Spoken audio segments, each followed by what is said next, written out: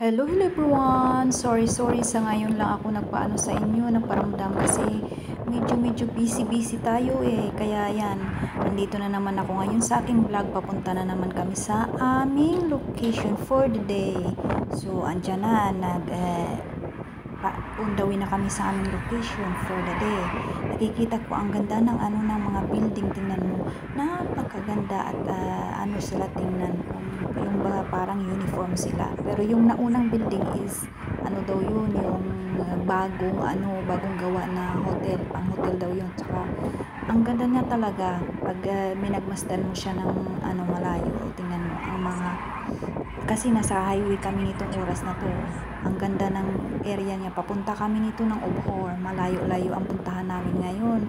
Medyo alas 11 na rin ng gabi ito, kaya ganyan, medyo hindi siya traffic, kaya tuloy-tuloy lang ang biyahe namin. Diyan, kumbaga, nakaka-relax ka, nakakahinga ka, hindi traffic. Pero minsan talaga may talaga sa daan, may mga hindi inaasahang pangyayari. Hinahabol kami nito ng mga taong hindi kaaya-aya na ugali.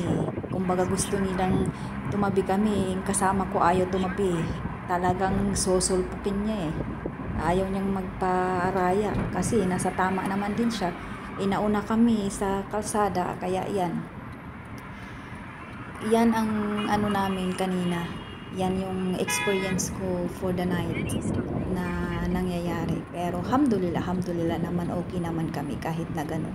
Pero ni-ready ko lang ang camera ko in case na may may proof kami. So, andito kami, alhamdulillah, we are okay. Yan, hotel din yan siya. Ang ganda ng hotel, lahat may ilaw, ganyan sila dito. Ang ganda, at saka kung pumasok ka ng ganyan, napakalinis sa loob, maraming mga kumbaga maganda talaga. At nandito na naman kami sa area ng mga tumpok-tumpok, yung tinatawag nilang may bahay-bahay na nagbibinta. Ayan, dito kasi nagbabayad yan sila dito. Nagbabayad yan sila at bumibili yan sila ng ng card. Kumbaga yung binibili nila, binabayaran nila, doon sila nagtitinda sa mga gilid-gilid ng kalsada. Pero may area lang yan. May area lang yan siyang aanuhan. Tapos ayan, ganyan ang ng area. Napaka talaga ng area dito. Kumbaga malinis at maayos ang mga paninda. Yung kumbaga naka-display sila ng maayos, at yung mga sasakyan walang yan, kahit saan nakaparking. Basta hindi lang sagabal sa dinadaanan, walang magdadampot dyan. Kasi kung sagabal kasi dinadaanan sa kalsada, maraming sa'yo. Kumbaga kukunin ka ng dito, ng kumbaga gobyerno dito. Kaya ayan, ganyan siya. Kaya ganyan ang natin, ganyan ang nangyayari sa atin ng oras na ito. Pero okay lang yan, ganyan talaga ang buhay. Kaya naku po, ayan, habang kami, nagmuni-muni naman ako para kumbaga nakaka-relax man lang ng konti.